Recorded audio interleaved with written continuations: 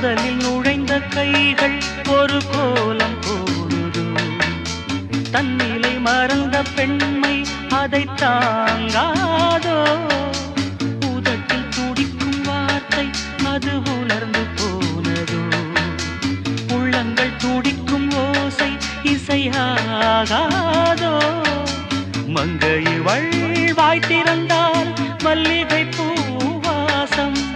ஓடையெல்லாம் பெண் பெயரை உச்சரித்தே பேசும் யார் இவர்கள் இரு பூங்குயில்கள்